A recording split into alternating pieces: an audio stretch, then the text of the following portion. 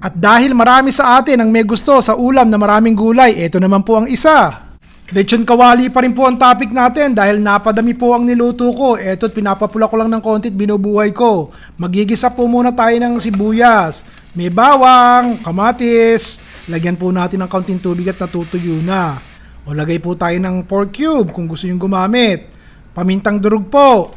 O tsaka po atsuete para mapula-pula yung sabaw. Dagdagan ko pa po ng tubig ha. Takpan po natin yan at hayaan natin kumulo. At pag kumukulo na, ilagay na po natin ang isang malaking ampalaya. Hindi ko na po nilagyan ng asintong ampalaya at hayaan ng mapait. Binabad ko lang sandali sa tubig habang ginigisa natin tong ating aromatics. Takpan po natin at lutuin sandali yung ampalaya. Pagkatapos po ng 2 minuto, ilagay na po natin ang piniritong tokwa at ng dumami. Tapos lagyan po natin ng itlog na maalat. 2 po itong itlog na maalat, isinama ko na po yung puti ng itlog. Sayang po kung pula lang ang ilalagay. Di pa po tayo tapos dyan ha, isang ricado na lang po, teka.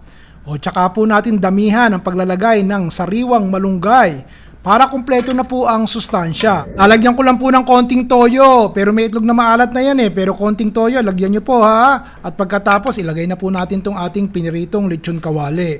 O ganun lang po, halu-haluin ng konti, huwag nyo ilalagay yung lechon, hindi pa kayo kakain. Hinaan nyo po yung apoy. Ron Villar po.